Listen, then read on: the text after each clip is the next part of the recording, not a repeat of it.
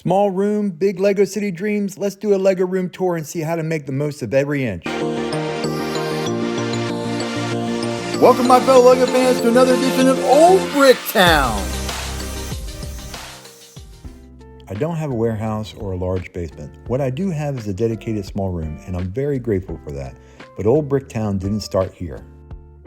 14 years ago, this Lego city began underneath my child's twin trundle bed. That was the original space for Old Brick Town, a strict 13 brick tall building ordinance, dust bunnies, and frequent eviction notices when bedtime arrived. So today I want to show you what's possible when you make the most of the space you have, whether that's a corner, a folding table, a shelf, or yes, even under a bed. I store most of my Lego by color in these large plastic drawers. They're inexpensive, stackable, and with a little brute force you can even adjust the height. I'm often on my hands and knees crawling under the city to grab the pieces I need, but luckily these drawers slide out completely so I can carry them to my building area instead. These drawers even double as the foundation for the table I built to support the Lego city. I use particle board on top of the plastic drawers and cubicles to create the tabletop. It's cheap, flat, and easy to adjust. Nothing's bolted down, so I can rearrange the whole setup anytime I need to expand or squeeze more city into the space. These cubicles go together easily, make a sturdy foundation, and don't cost a fortune. The cubbies are big enough for 32 stud base plates, smaller drawers, and even Lego sets I want to display or store. Now let's slide these smaller drawers aside and take a peek at some extra storage. This is where I keep most of my unbuilt sets and my youngest brother's Lego collection. There's some fantastic sets from the 90s in this treasure hoard just waiting to be rebuilt. It might be hard to see, but there's just enough space down here for me to crawl and maneuver. Add a flashlight, a little patience, and I can reach these sets when their moment in the spotlight arrives. Now let's move above the Lego city and check out the shelves. This is another great way to maximize your space. I have 5 main shelves. Most of them are 4 feet long and about 12 inches deep. The plan is for each shelf to handle non-city displays for now, and later they'll become overflow storage when Old Brick Town gets too crowded for all of its buildings. These were probably the biggest expense in the whole setup. If you're installing shelves 4 feet or longer, I suggest 3 support brackets and heavy-duty toggle anchors. It keeps everything solid, especially when Lego starts getting heavy. I thought I had strong support, but one shelf came crashing down, the Lego Ferris wheel and my Prison Island mock went plummeting straight into Ninjago City.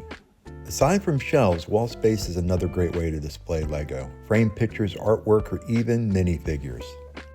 These are crazy cheap Amazon frames. They're large enough to fit a 10-inch square 32 stud base plate, perfect for mock minifigure displays for those waiting on their passport to enter Old Brick Town. So let's walk around the city and check out the other side of the room. There's just enough space to squeeze through, which is important when your elbow could cause a citywide disaster.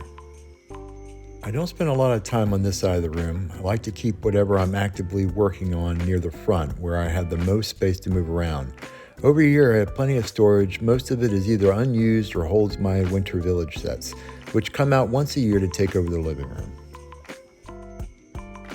Now let's open up the closet. Staying organized is really important when you're developing a space like this. These display cases hold sets I haven't taken apart yet, haven't found a place for, or just haven't decided what to do with it. It might look a little chaotic, but the cases keep everything contained and dust-free. This is where I keep my green screen and filming gear for making Lego videos. Back in this corner are lighting stands, rolls of white paper, and all the behind-the-scenes stuff that doesn't need to live in the city. Here's another plastic container for storing more Winter Village sets. It's up and out of the way until the holiday season rolls around. This is also where I keep a few mock buildings that are still under construction, waiting until they're ready to move into Old Brick Town. These display shelves are pretty affordable and stacked nicely. They open up from the front, which makes getting sets in and out really easy. Some newer ones even have built-in lighting for a little extra flair. It's a simple way to stack sets, save space, and keep everything dust-free. And here's a blast from the past, an old mod from when Old Brick Town had a beachfront. If you like to see how the city evolved over the years, take a look at some of my earlier city updates. It may look like I've hit the limit, but there's still room to grow. This stretch can hold about 8.5 more modular buildings or mocks, and that's the point. You can start small. Even a single 12-inch deep strip on a table or shelf is enough to start your own Lego city. Hey, thanks for watching. If you enjoyed the video, please like, subscribe, and share. I love sharing my city with you, and I'll see you on the next update, but more importantly, happy building.